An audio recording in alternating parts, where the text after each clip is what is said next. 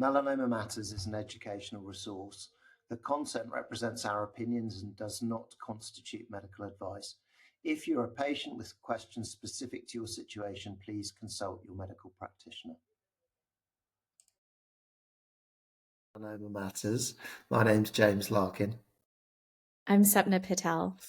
And today we're going to have our second neoadjuvant discussion following on from OPAS and Neo last time. But before we do that, Sapna, maybe another art type question for you as a sort of opener. So this is going to be maybe music. So Okay. apart from Taylor Swift, maybe, although you can talk about Taylor Swift if you want, who's your favourite recording artist or musician? That's a really good question. I do like Taylor Swift, and I was really late to that game. I just, found her mature stuff less than a year ago. So I've been listening to some Tortured Poets. I'm a Post Malone. I like Post Malone. I really started listening to him around 2018 or so, and he's a fellow Texan originally. There is a song that's out right now that I just have on repeat. I went down a wormhole of probably watching the Instagram clips of it yesterday for an hour. It's Morgan Wallen, country star Morgan Wallen and Post Malone. It's so good. It's so good. That's my yeah. Do you like any music that came out before the year 2000? So I can tell you my first concert that I went to. My first concert in Dallas, Texas was 1995, and it was Oasis. They had just come out with Wonderwall, and it was Liam and Noel Gallagher, in a small venue in Dallas. It was incredible. And then after that, I saw Depeche Mode a few times throughout, I think, college and med school. Yeah, those are my old ones. Erasure. Right then, so segue into Prado, which we thought was the next important study we should talk about over OPAS and Neo. So tell us about the background, and I guess tell us at least to start with why it's important. Well, it's just another beautiful study from Christian Blank and Georgina Long and Richard Scolyer and Bart from the Netherlands and Australia. Just a great study showing how you can personalize an approach. So on the heels of OPAS and Neo, they found an optimal regimen of combination immunotherapy to give in the preoperative setting. And they said, well, what if we then look at how each patient responds to this and personalize what we do next? So the P and the R in Prado stand for personalized response-driven approach. And so they basically took 99 patients with clinical stage 3 disease, so involved lymph nodes.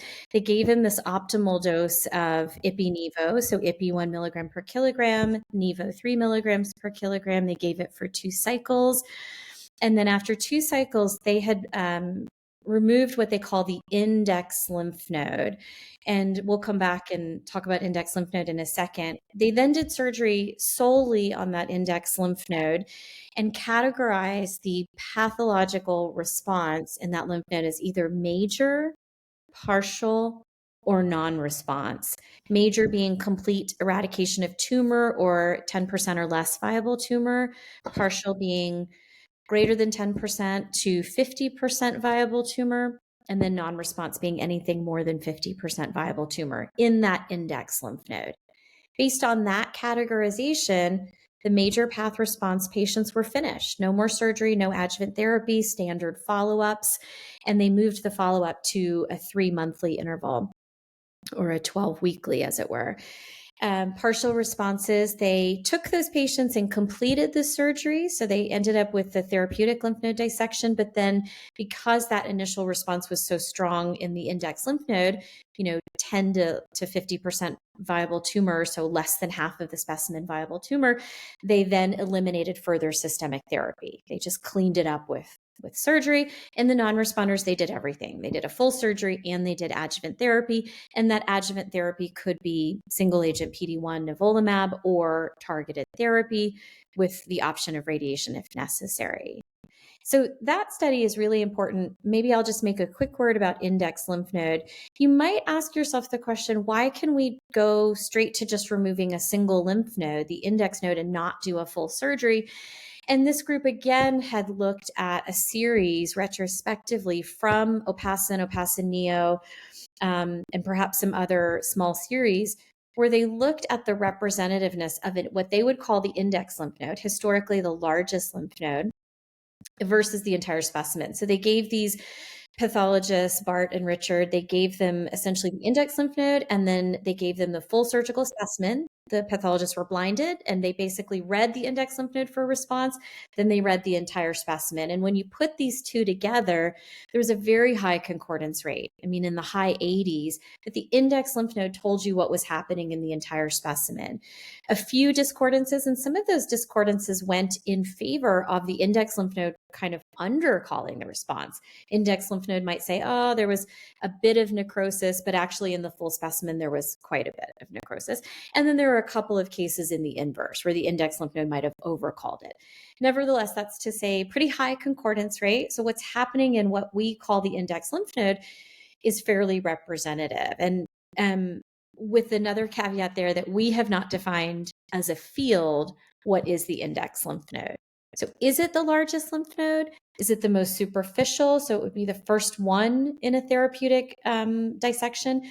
Is it just the easiest one to mark? Should the surgeon tell you which one is the index? Should the radiologist be telling you? Is it multidisciplinary? They chose historically the largest lymph node, which is probably a really reasonable place to start. And then I think this opens the door for discussion.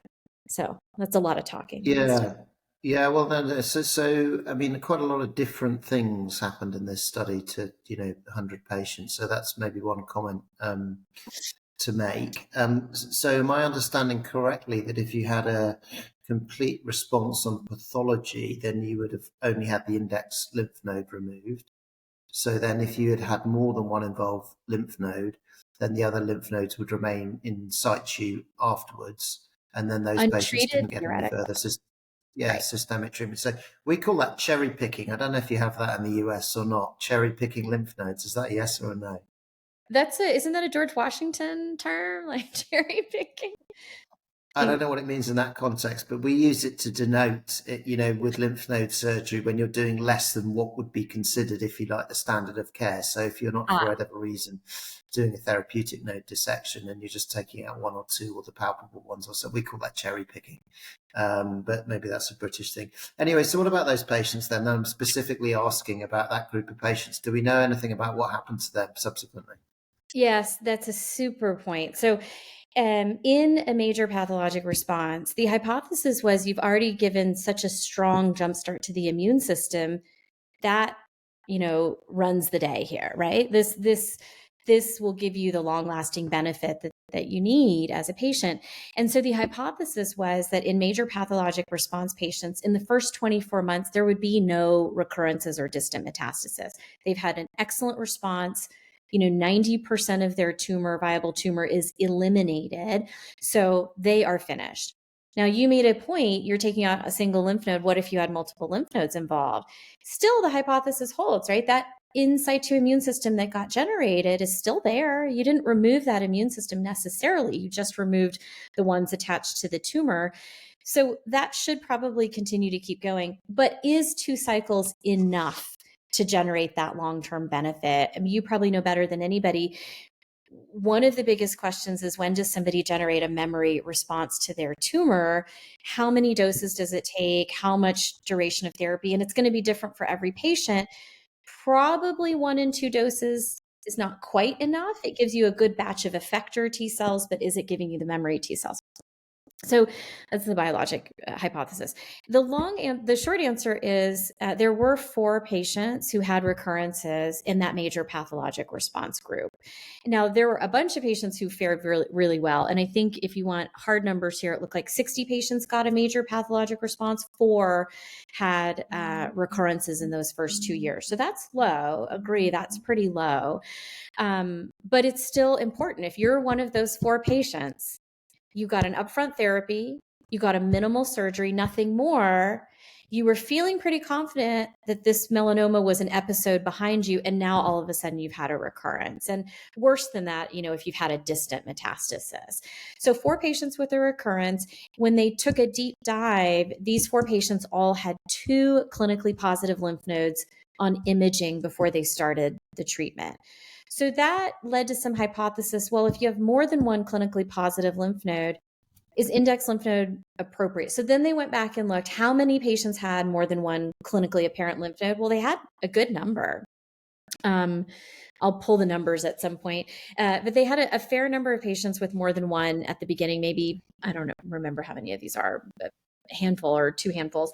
And a small portion of these, 4 of these patients recurred, right? So then do you need to do more surgery in patients with more than one lymph node at the beginning just to help this low number of patients who might have a recurrence? Is that their biology speaking? That's questionable. The authors are concluding you can eliminate therapeutic lymph node dissections in patients with a major partial response because the majority of these patients do well. But what of these 4 patients who didn't do well? So I think right now that's considered fairly controversial in the field, and still the surgery for clinical lymph node involvement, whether it's single or multiple, the standard surgery would be a therapeutic lymph node dissection. But I think the study really tells you you can really get to a point where you can do less surgery if you can figure out how to identify these patients who might be at risk of recurrence despite a positive outcome. I don't know if I fully answered your question there, but No, I think you did, and that's exactly the crux of it, isn't it? So then my next sort of set of questions, or big question, is going to be about pathological response, and something I always wonder about is, how are we setting these bars? How are we drawing these lines, making these categories? Is it because someone thought it was the right thing to do? Or is the biology shouting out at us, the pathologists, that these are groups that are obviously segregating? Because just imagine, for the sake of me being difficult anyway, that you move the bars around a little bit, the percentages, and then the patients change categories. That could actually have a major impact on how we think about these different groups. So if you like, how rigid and how based in biology. I mean, it's like, listen, it's easy to understand with a complete response, right? And it's the same for imaging. That's obvious. I think it's quite easy to understand no response at all as well. That's fairly obvious. But it's all these bits in the middle. Are there really categorical cutoffs, or are there a load of shades of grey in here? And again, can I ask you to say something about sampling? Because this worries me as well. Yeah. Not in the study necessarily as well, but one of my obsessions is sort of tumor heterogeneity, actually, and in many cases, depending on how you analyze things, the more you look, the more you see, and so how finely should these tumors be cut off, right? So that, anyway, there's a load of stuff to be thinking about there. I like those questions. This idea of how rigid are the cutoffs versus how based in biology, we can go back to the breast cancer days and look at things like estrogen receptor expression and the variability, what one pathologist calls 1% and another calls 2%. This makes all the difference, right? Less than 1%, 1%, you're now basically changing whether you would offer somebody estrogen-based therapy, anti-estrogen-based therapy based on this, and it can be subjective. So ultimately, I guess maybe leaping forward with your question, would AI ever be able to do what maybe the human eye is too subjective to be able to do? I don't know. The International Neoadjuvant Melanoma Consortium wrote a white paper on this pathologic response, and they used multiple pathologists to try to decide on concordance. In other words, can we agree what complete pathologic response is? Can we agree what major is? Basically, what 10% viable tumor looks like. Now, is that based in biology is challenging because that obviously presumes that the pathologist ultimately knows the long-term outcome of these patients and can say, these patients who did very well, what was so special about those tissues? The International Neoadjuvant Melanoma Consortium put a lot of work in this, and they obviously supplied the medical oncologists, the statisticians, everybody who evaluated this, the pathologists, with information. But you and I both know that that was a group of trials that were done in small numbers at specific centers with different regimens, so different exposure to immunotherapy, which maybe makes the point that despite the regimen and the duration, pathologists can agree on what 10% viable tumor is. Sure, we can agree. But if we just slid that bar down to 5% and called that a major, or slid it up to 20% and called that a major, are we lumping together a similar group of patients? And ultimately, so maybe that's the first part of it. Maybe I should say I don't know, because I don't know how, these things were fully derived, if it was fully based in biology. I'd like to believe yes, but your point is very well taken. As you know from Checkmate 067, you can call something PD-L1 at 1% or 5%, and you can get some different groups here and maybe pick out different, cohorts of patients. Similar can be done with pathologic response just by moving around what we call partial, major, et cetera. And it should be noted that this definition is not uniform across tumor types. So that's one thing. Did you want to say something there?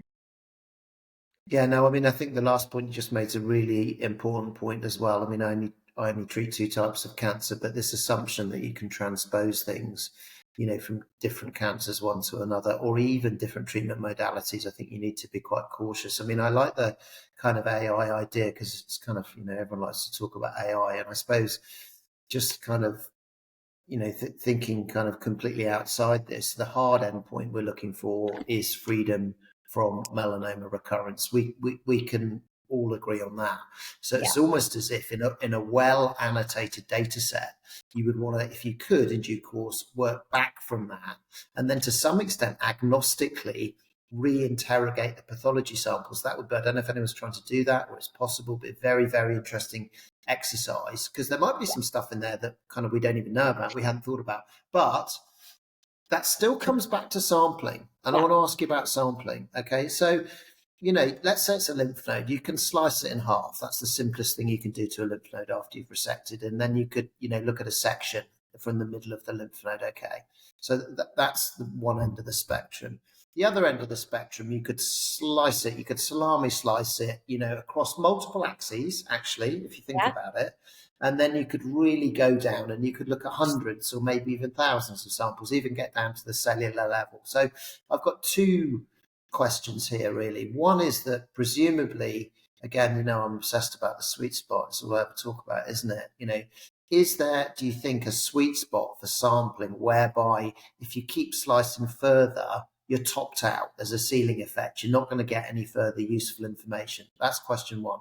Question two is, what about pathologists in the real world outside big academic centres that we work at? Because there have to be some trade-offs there for time. It's all very well saying, we did this, and this, but now we want you to double or treble your workload, and they're busy doing loads of other things. So what do you think? Yeah, that's a great question. So sampling is an issue. So can you top out by doing that salami slicing? And I think we just need only look at our sentinel lymph node pathology literature. Victor Prado reminds me of this often, is that back when sentinel lymph nodes were being removed, you're looking for microscopic melanoma in that lymph node. You couldn't clinically see it. So they couldn't just bivalve the tumor. I mean, they could, that's how they started. But to be sure, they thin sliced those lymph nodes. To be sure, does thin slicing pick up more than doing what we call gross tissuing, which, by the way, Ryan Sullivan often tells me that there's grossing, gross, and disgusting. He doesn't understand how gross is a synonym for disgusting, and grossing, however, is a technique. So anyway, so that grossing, turns out that's what you need to do for sentinel lymph nodes. You don't have to thin slice anymore, but they had to go and do validation on that. So they would do the grossing, then they would go back and do thin slicing and see if they would catch more with the thin slice. Turns out, fortunately, you didn't need to do it, but he remembers woefully those days where they had to go back and look at all these extra slices. So, what the International Neoadjuvant Melanoma Consortium is saying is thin slicing is really important. Thin slicing is important because you need to assess the entire tumor bed, which has now had some treatment effect, which is going to be not just apparent on bivalving or having that having that lymph node sample. So that thin slicing, as you can imagine, takes time. It also, we need to be sure that it informs the outcome so that it is actually worth the general pathologist's time to do it.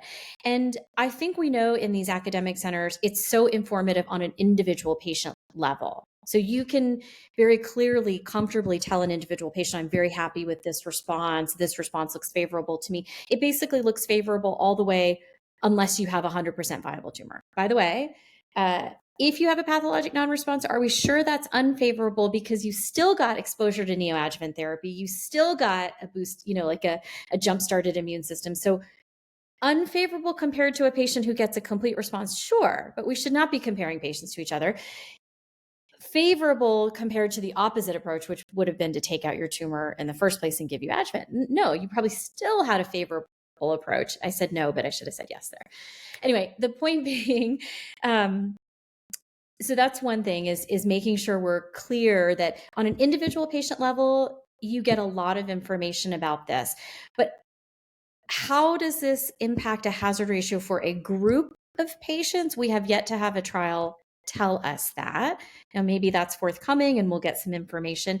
The other kind of key point is there's a chain of custody here. So the sample comes out of the body. The surgeon needs to know from the medical oncologist that you gave that patient immunotherapy for a couple of reasons. One, they might need to do some preoperative, adrenal dosing of steroids if there's some, or check for adrenal insufficiency if there is some risk that the regimen made them adrenally insufficient, because these patients can go horribly badly postoperatively if they're adrenally insufficient or bordering on it. And two, because that surgeon has to mark it that way so that the grossing technician now thin slices and doesn't just have the tumor. Because as you and I both know, after a tumor is bisected and basically stamped on a slide, and then it's sent to the pathologist, the remainder of that tumor tissue is often chucked pretty shortly thereafter. It's not kept in perpetuity for years and years and years. If the pathologist says no viable tumor, those end parts of the lymph node that were not thin sliced are not saved necessarily for too much longer. So you can't go back a month or 6 months later and say, oh, pull that out of the freezer. I want to look at that again. So thin slicing upfront is very important, which means informing the grossing technician, which means informing the pathologist. Don't just tell me if there's tumor or no tumor. Now read it to me like a neoadjuvant specimen. Define the tumor bed. Tell me if there's residual tumor. Tell me if there's necrosis, fibrosis, ideally hyalinized fibrosis, and pigmented macrophages, and do that math. And I guess the reason AI could be so intriguing, and we are digitizing samples, the slides from all these neoadjuvant trials now moving forward, is that perhaps we're focusing too much on viable tumor or dead tumor when there's some other marker in that slide that an immune response has been generated, and that could correlate with survival. So maybe we're focusing on the tumor, but as Jim Allison always says, immunotherapy doesn't even look at the tumor. It's working on these T cells in the immune system. So maybe we're looking at the wrong part of the slide, but not a pathologist, so I don't want to, let's just put a real clear underline on this. Pathologic response is hugely important. It is one of the tools that we have right now in this disease, but have we scaled it yet, I think is the real question. Yeah, that's great. I'm sure we can all agree that. And then maybe that's quite a good way to sort of wrap up. Is there anything that we haven't said about Prado that you think we should say?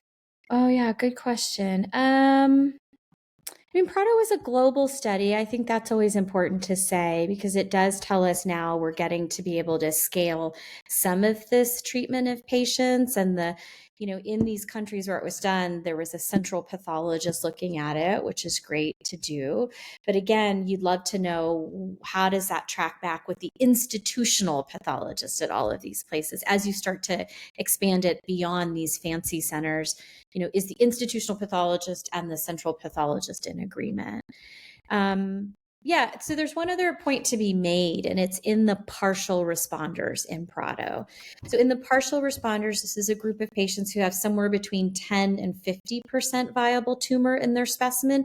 So by all accounts, they're doing really well. That couple of doses has jump-started some type of an immune response. It's just not fully eradicated their tumor or done it in a major way, if you will. That's okay. We still think that's favorable. And that group of patients received surgery only and no adjuvant therapy. And surprisingly, that group of patients, if you look at the curves, did not do as well from a recurrence-free, distant metastasis-free survival as one would have presumed, despite having that jump-started immune system. In some parts of the curve, as you get to 2 years, they're actually the lowest performing patients.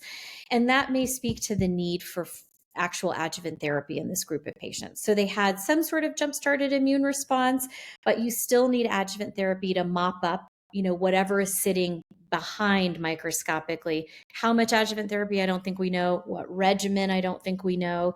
But that partial response patients probably need more than just surgery. And, credit to these investigators. They took that into consideration when they discussed when they designed their next trial, which is a major Easter egg for those of us in the field, because we know a big trial report is coming.